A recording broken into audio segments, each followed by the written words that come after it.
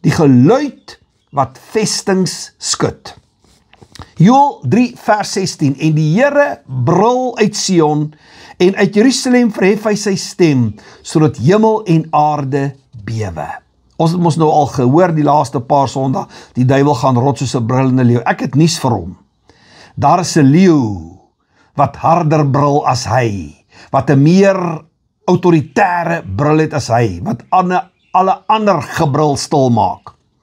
En die Here brul uit Sion en uit Jerusalem verhef hy sy stem sodat hemel en aarde bewe. Die Here beloof dat wanneer sy stem vrygestel word deur sy mense, skud geestelike vestings, strongholds, en sy geregtigheid kom in aksie namens en vir sy mense.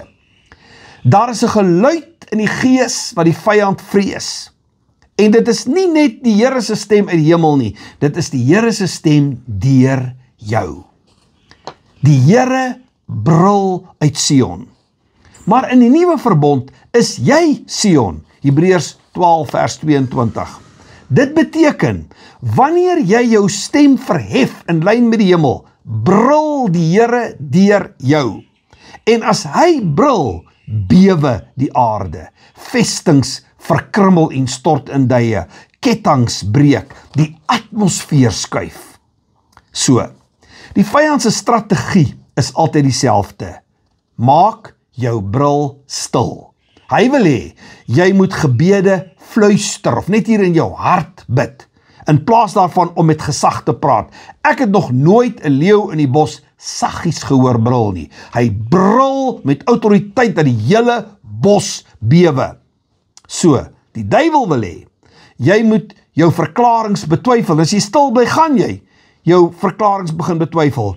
Ordentlik bly in aanhalingstekens in die aangesig van demoniese druk en terugdeins wanneer jy eintlik moet opstaan. Maar wanneer jy die klank van vrymoedige geloof loslaat, word jou stem 'n stormram in die gees.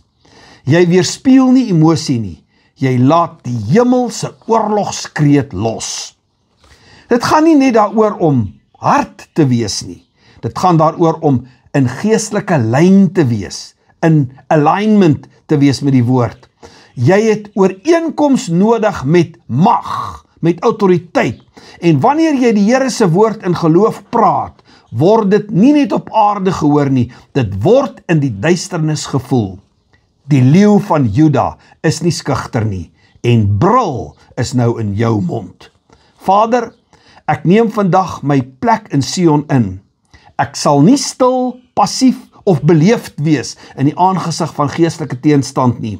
Ek maak my mond oop met die geluid van u beloftes. Ek verklaar vryheid oor my huis, deurbraak oor my stad en geregtigheid in elke geveg.